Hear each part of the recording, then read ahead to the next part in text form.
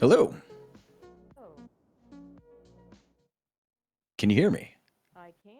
Can you hear me Awesome. okay? I can. You're a little bit quiet. I'm going to turn you up on my headphones a little bit. Okay. For volume.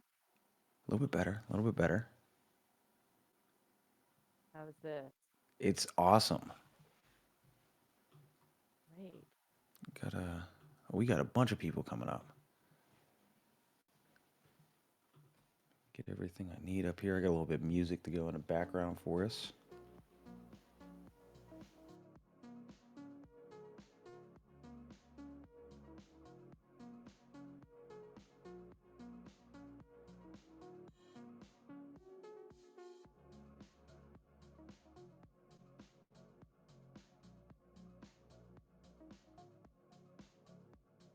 Just waiting for some people to file in, and then we'll get started. I'm going to get your website and all the information I have up so I make sure I'm asking the right questions.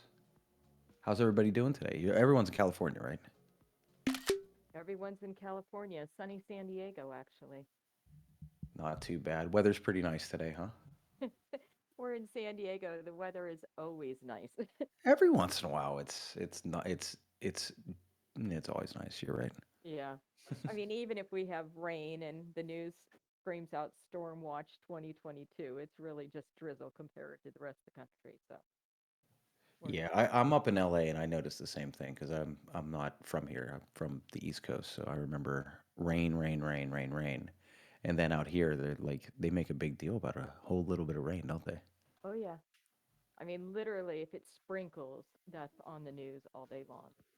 I Comical. I don't watch the news, so I've got you beat there. You're probably smart not to be watching the news. Well, I am Tom. I don't want to call you C to kids and the other person C to K. So who are we talking to right now? So my name is Shri, and Shri. my colleague is Twyla. Twyla does not want to speak, but Okay. she will be posting some stuff. Perfect. Yeah. Perfect. All right. Well, Shri, this is awesome. Let's give everybody just the quick napkin pitch on what Computers to Kids is, like what your mission is, and where you're at right now in your journey. Yes. So Computers to Kids' sole mission is to connect the digitally disadvantaged and give them access to the world. As we all know and have learned through COVID, if you do not have a computer, life is extremely hard. Computers Kids was founded in 2004 by Tammy and Larry Hirschfeld.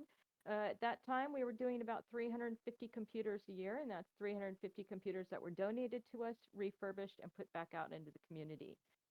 Twyla and I joined in 2007, and since then, we do anywhere up to 35,000 computers a year, distributing those refurbished computers to underserved populations throughout the United States. You've done that before. That was perfect. You've I done that have. one before. I like I really like how you bring this all together. It's really hard sometimes to communicate a vision, and just like going and benefiting the digitally disadvantaged is a very good way to put that. Now, being around since 2007, that's about 15 years, depending on when you started. You've seen a lot, namely the pandemic picking up, and like you pointed out there, it's became a different climate, and there's a different level of necessity to have access to computing. What's changed since 2020 for you all? A lot has changed. Prior to the pandemic, it was really hard to convince the community that there were individuals out there that were not connected. And at that time, it was approximately 25%. When March 16th rolled around and everything closed down, the world woke up and realized that there really is a strong digital divide, and it affects everything you do from education, accessing work remotely, medical opportunities, uh, to be able to go for a job interview, apply for a job, apply for financial aid. All of that is tied into a computer. So it really made people realize the importance of being connected. Thank goodness. Absolutely, absolutely. So I'd imagine like things really picked up for you all too. Like with a lot of demand, like you're gonna have to ramp things up on the other side of things. I'm curious about your supply chain because You're are you relying on donations? Are you getting anything from like companies that are like getting rid of computers or something like that? How are you making sure that your supply meets your demand? Get computers from many different ways. Individuals that are buying new systems and want to recycle their original system sustainably, they can donate to us. We work with corporations, school districts, other charities, anybody who's retiring electronics sends them to a refurbisher if they're smart. And we in turn take that the usable equipment, those are newer systems that can be built out and repaired because the damage isn't too great. Those are refurbished and distributed to the community. Everything else is stripped down for parts and recycled sustainable in a sustainable fashion. And if you think about it, out of all of the electronics that society goes through on an annual basis, only about 12% of that e-waste is actually recycled for reuse, which is a staggeringly small amount if you think about it. I actually did some doom scrolling down a rabbit hole the other night on recycling and how it's not recycling anymore. And if you're just tossing something into a blue bin, you're not doing enough. And I think that this really speaks to that because this is just the other night where I'm reading this like, oh crap, like things aren't getting recycled. So for this, like actually seeing things repurposed and reused, I think that's a more important model to embrace than just nonchalantly tossing something into a colored bin, right? Well, it is for the longest time recycling. When you recycled electronics, it actually went into a recycle facility. It was partialed out, and if it could be resold, it would be. If not, it was stuck in containers and shipped overseas. That slowed down considerably in the end of 2019 because some European countries and Asian countries were smart and didn't accept the electronics anymore. But when you think about how often we replace our devices, whether it be cell phones, laptops, computers, gaming systems, anything electronic, when you're replacing that with a newer model, there is probably a good chance that you have an additional 3 to 5 years life in that equipment. And isn't it a smarter and more sustainable choice to put those items back into use in the communities who are not able to afford new devices? By doing that, you're ensuring that our landfills are not being bombarded with unnecessary electronics. The other good thing is most nonprofit refurbishers who distribute computers out into the community have a process where those computers come back to them when they hit their end of life. Uh, I know in the case of Computers to Kids, we offer unlimited tech support and system replacement. So when your system becomes too obsolete, you'll bring it in, we'll swap it out with a newer refurbished system, and then it allows us to recycle that equipment at its end of life in a truly sustainable fashion.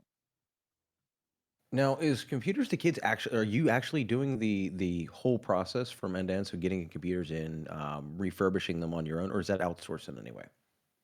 No, we do everything inside. We have 21 employees and anywhere up to 100 volunteers that come in at any time. What's nice about that is we take the electronics in, we separate them out, we refurbish them, but then we also get the pleasure of distributing those computers.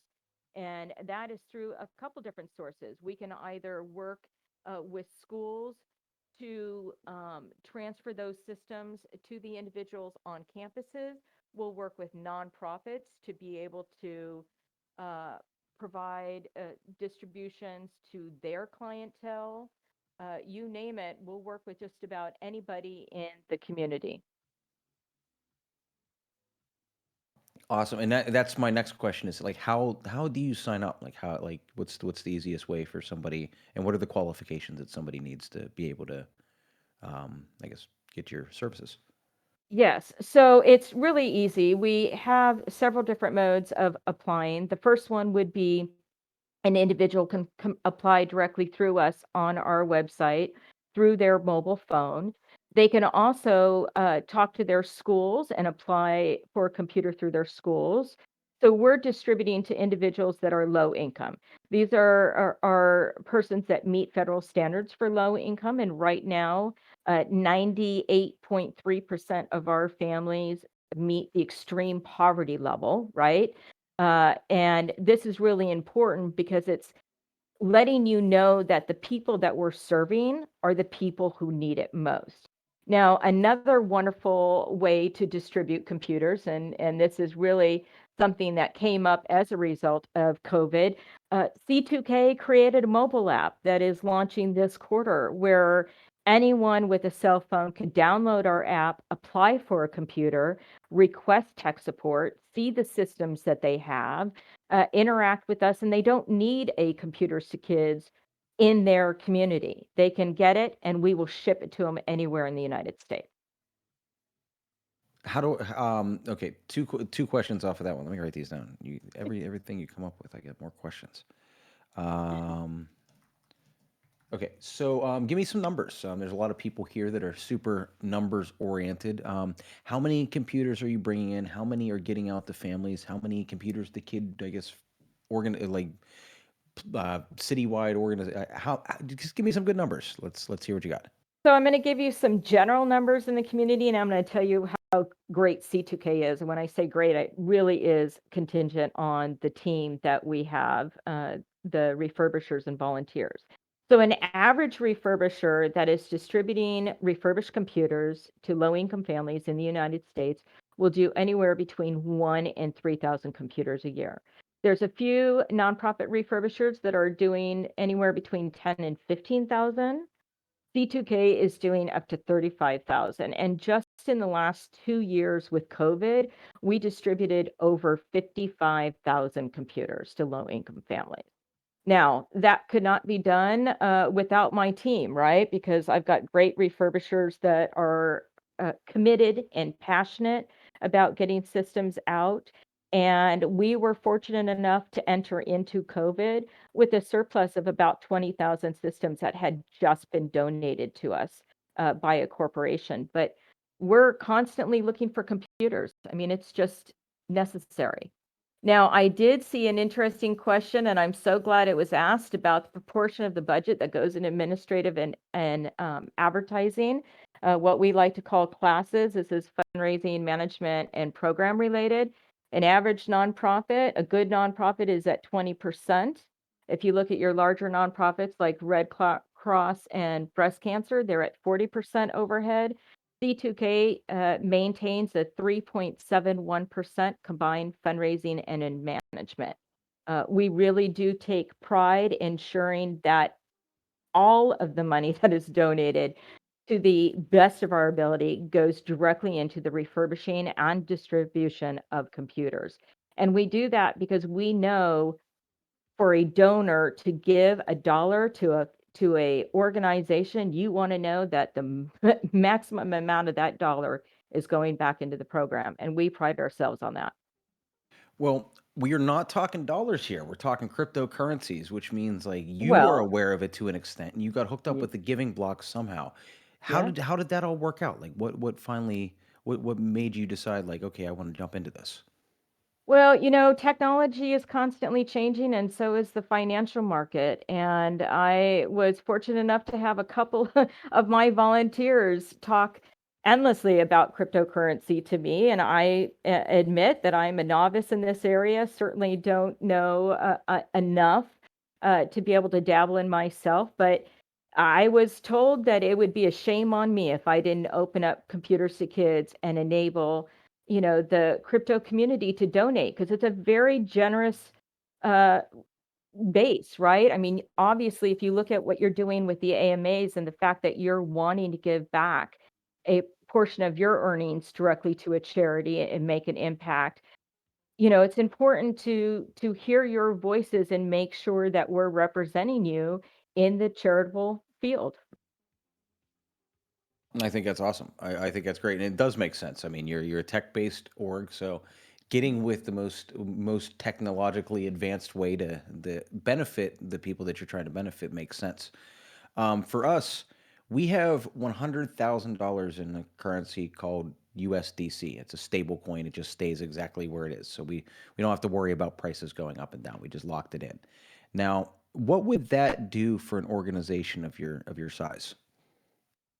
Well, I can't begin to tell you how insanely fantastic that would be. I mean, if you think about $100,000, you're looking at helping us place at minimum 10,000 computers. If we leverage that with some of our current donors that like to match, you can help place up to 20,000 computers.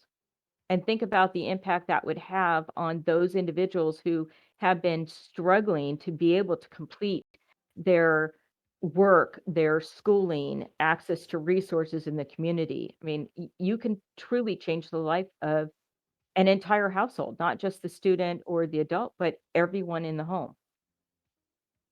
That's awesome. That's awesome. And that's what we're here for. Like that's why we're putting so much attention into making sure that all the charities get to come in and speak because it's important. Like we learn stuff about every single one that comes through. I've been fortunate to see them all, and they're great. Like every charity is amazing. And I personally aligned with yours because, I mean, one, I'm representing a tribe of creatures that are kind of robotic, and I Mhm. always like to do something to benefit kids. I mean, that's what you try to do. So honestly, I went to the giving block. I searched computers, and I searched kids as well, and you dominated that search result. So here we are. But I think this is great. For like, how do you market though? Now, with such a small percentage, that 3.71% going towards marketing, how do you end up deciding like what's the most viable marketing plays for your org? Well, for us, it's really the return on investment, right? And I've dabbled in TV, I've dabbled in radio, I've dabbled in newspaper and print. For us, our most effective marketing tools outside of doing events like this, where we can share our story firsthand, is really through business journals. So San Diego has a very large business journal that gets seen by pretty much everyone in the business community. We'll put some investment there. We've been blessed enough to have Tony Gwynn Jr. Anybody in San Diego knows Tony Gwynn is a very big sports figure, and his son followed in his footsteps, and he adopted Computers to Kids years ago as his charity of choice. And so anytime he is commenting on a game, when we're in baseball season, he is sharing the news about C2K, which we're fortunate for that. So we get a lot of traction to those individuals. But really, C2K has gotten where it is out of word of mouth, just really connecting with people on a day-to-day basis. And let's face it, every single one of us use our computer. I mean, can you imagine not having a computer? I forget something at home. If I don't have my cell phone, if I forget the laptop, I feel like I am missing a part of myself. It's an unfortunate part of our society, but it is the way it is. You feel that absence. And to think that there is up to currently right now 16% of the US population without those tools, think about what they're missing out on, the things that they're not able to do. Absolutely. Now, if aside from the website, what are the best ways to kind of consume information about C2K? Social media is a good one. We do try to have a presence on the social media platforms. I do know that we are on air quite a bit. We have a regular segment that we do on radio and on TV. And then we have been winning a unusually high amount of awards in the last 2 years. And that has certainly given us a platform to share. But, I invite anybody to just reach out to me and say, "Hey, how can I help? What can I do? And where's the need?" And it's not just about how you can help us, it's also about how we can help you.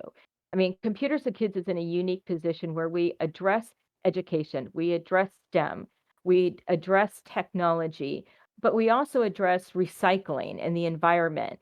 And our ability, the fact that we've got computers and are putting them back out in the community, it allows us to partner with other charities.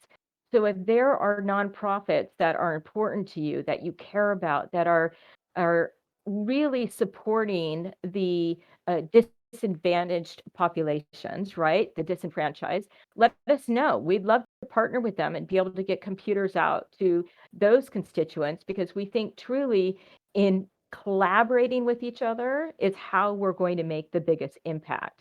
And any nonprofit that says they're an island is really foolish and antiquated because nonprofits have to work together in order to make a strong impact in the community. We're serving the same people one way or another, and we're being supported by the same communities. Awesome. Now, before we go, I'll open it up for anybody in the flight deck chat to go ahead and post any questions. Beforehand, is there anything that we didn't get to cover? Is there anything that we should go over? Well, I think it's really important for me to highlight the fact that Computers to Kids is as efficient as we are because of the employees and volunteers that are part of our team. I mean, we have had volunteers that are in our staff slots. For example, Miss Ann, who does our tech support, runs our tech support Monday through Friday. She has been volunteering full time now for 8 years. We have our sysadmin individual who does our imaging, any, kind of massaging the image in order to make it the best that it could be. That's Miss Ruth. She's been volunteering with us 4 days a week for 15 years. And, without Sheesh. that team, we would not be where we are today. And I tend to lead a little bit in a transparent way. I think there's no issue you shouldn't be discussing with your staff and team.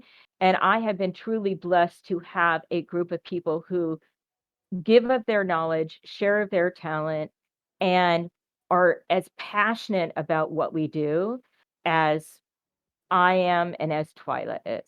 We're very fortunate in that sense. That's awesome, and that brings me back to making sure that we pass it around to our team as well. We've got specialist Jay up here, Jim, who's just been killing it getting these charities in here. It's somebody you all interacted with coming in.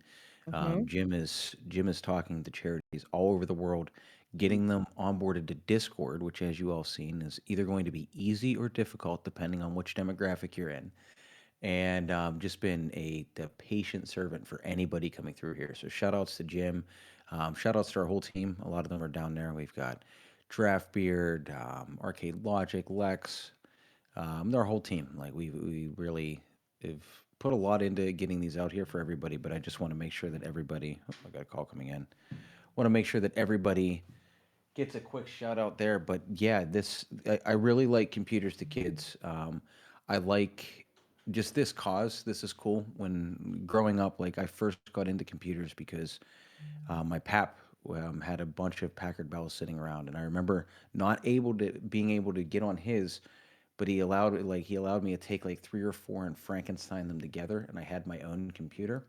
So when I heard that that's what like kind of what you all were doing, but just on a Mhm. huge scale, like that's big to me. So this is great. I want to make sure that there's no questions or anything like that, and we can. Well, Um, we love collaboration, and anytime anyone out there can work with us to be able to provide access to technology, affordable internet, getting our people connected is truly important. And if anyone has a charity out there, even if it's just someone next door who said, "Hey, I need help with the computer," I would hope that your community would reach out to us and do not hesitate because we don't like the word no. We want to make sure that there's always a solution available for solving the digital divide. And we're just now, as a global nation, realizing how truly important being connected is. And we plan on doing everything we can to make sure that our community stays connected. well, one thing to tell you before you take off is We are a NFT collection that's not like a lot of them. We have a governance system here, and that's kind of how we're here. We vote on things based on how many of our NFTs we hold. We just passed an initiative a little under a week ago, maybe a little over a week ago. It's NFT time's weird. You never know. Um, and the initiative says that we are raising the percentage of what we're taking on our secondary sales. So we are at a 5% royalty now, and we're going to take a 10% royalty afterwards. And we are going to perpetually donate to whatever tribe gets sold. So, for instance, I represent the Zero tribe, and if a Zero gets sold, 5% of that sale will end up going to computers for to kids for as long as I'm the Zero Tribe leader. So, Wow. and this is to all of our charities because this process has been awesome. Like getting to know everybody, it's almost bittersweet saying like one gets the spoils and everybody else has to hit the road. So that's a. I think this is the first one that we've announced that on, but as soon as we have those systems in place, we'll be using your Giving Block wallet to donate while I'm the Zero leader. So excited to let you know that there's no matter what, there's something coming out of this. That's fantastic, and wow, I mean, the thought process you guys put forth in really honing your charitable giving is impressive and extremely generous. And, nonprofits are used to struggling for, and competing with each other for donations. But on the flip side of that is we also get to learn about the great work that each one is doing in the community. And that's really, super important. And I just want to say whether, we would love to be chosen and we hope that, your group finds this a worthy cause because we're certainly proud of the work that we're doing. But we also want to be able to work with the other nonprofits in your group and see how we can help them with their technology needs as they're serving their great missions in the community. So, this is just an opportunity for us to be able to share what we do with others to help serve their mission stronger as well. So thank you. Well, thank you very much. I'm gonna turn the music up a little bit, and you guys can hang out as long as you want. Just at about top of the hour, I'll probably cut this short. So if we see any questions pop into flight deck chat, we'll get to them. Otherwise, claim your badge. I'm gonna try to get a custom out for everybody afterwards. But thank you so much for the both of you, to all of C2K that showed up. This has been amazing. I really appreciate learning about you all. Thank you, and thank you for choosing us and giving us the opportunity. We've been thrilled. I mean, Twyla and I've been doing this for a long time, and we are thrilled to be a part of this. And for those that are listening, we do have one funny story. When Twyla and I first started, at that time, monitors were the large monitors, CRTs with the 2 foot, 2.5 foot back. And in order for us to move those monitors in the warehouse, we didn't even have a pallet jack. We literally had to put an empty pallet down and move them by hand. And I remember there were times that neither one of us could even lift our arms up over our heads. But in addition to that, which was fun, my very first experience with a pallet jack is I had to give my car keys and driver's license to a neighboring business in order to borrow theirs. So you never saw two women more excited about buying, warehouse equipment as we did when we first got our first pallet jack. So it certainly has been a fun 15 years for us doing this. So we thank you. That's awesome and industrious too. I love it. Well, you do get creative when you're in the nonprofit industry, that's for sure. Absolutely.